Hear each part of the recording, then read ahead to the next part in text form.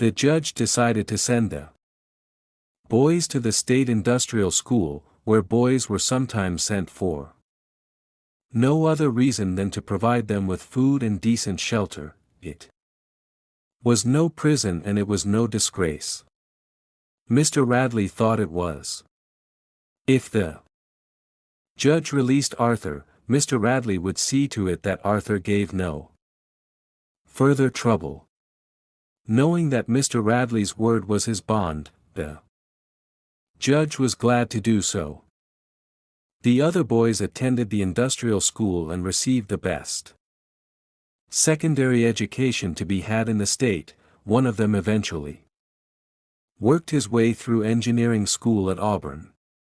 The doors of the Radley house were closed on weekdays as well as Sundays, and Mr.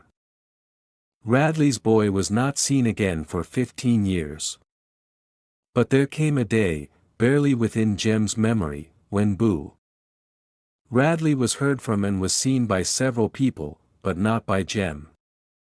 He said Atticus never talked much about the Radleys. When Jem would question him, Atticus's only answer was for him to mind his own business and let the Radleys mind theirs. They had a right to, but when it happened, Jem said, Atticus shook his head and said, mm. So Jem received most of his information from Miss Stephanie Crawford, a neighborhood scold, who said she knew the whole thing. According to Miss Stephanie, Boo was sitting in the living room cutting some items from the Macomb Tribune to paste in his scrapbook. His father entered the room. As Mr. Radley passed by, Boo drove the scissors into his parents' leg, pulled them out, wiped them on his pants, and resumed his activities. Mrs. Radley ran screaming into the street that Arthur was killing them all, but when the sheriff arrived he found Boo still sitting in the living room, cutting up the Tribune. He was 33 years old then.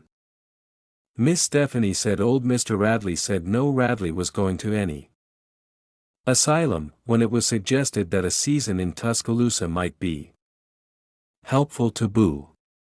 Boo wasn't crazy, he was high-strung at times. It was all right to shut him up, Mr. Radley conceded, but insisted that Boo not be charged with anything. He was not a criminal. The sheriff hadn't the heart to put him in jail alongside